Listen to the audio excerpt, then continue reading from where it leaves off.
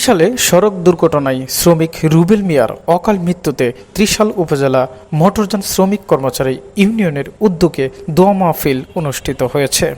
জানা গেছে, গত ২রা জুন ত্রিশালের বালিপাড়া রোডে এক সড়ক দুর্ঘটনায় শালবন বাসের ড্রাইভার রুবেলের মৃত্যু হয়।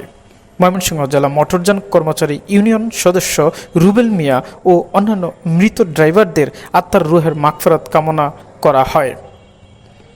সোমবার দুপুরে ত্রিশাল উপজেলা মোটরযান শ্রমিক ইউনিয়নের কার্যালয়ে এই দোয়া মাহফিল অনুষ্ঠিত হয়।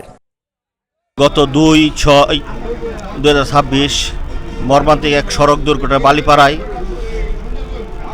ড্রাইভার রুবেল নিহত হয়। তার স্মরণে আজকে ত্রিশাল শ্রমিক ইউনিয়নের উদ্যোগে দোয়া এবং মিলাদ মাহফিলের আয়োজন করা হয়েছে। আমি মালিক সমিতির পক্ষ হইতে আহ্বান করব, শ্রমিক মালিক ঐক্য মিলে যেন সড়কে দুর্ঘটনা না ঘটে সেদিকে সকল ড্রাইভার ভাইদের, শ্রমিক ভাইদের আহ্বান করব এবং সকলের যেন রুবেলের পরিবারকে সহযোগিতা করক এই আশা। মরহম রশিদ ড্রাইভারের ছেলে মোহাম্মদ রুবেল মিয়া এক সড়ক দুর্ঘটনায় ইন্তেকাল করেছেন। এর উদ্যোগে ত্রিশাল উপজেলা শাখা সকল শ্রমিক বিন্দু দোয়া মাহফিল আয়োজন করা হয়েছে। জান্নাতুল ফারুকী, IBN টেলিভিশন।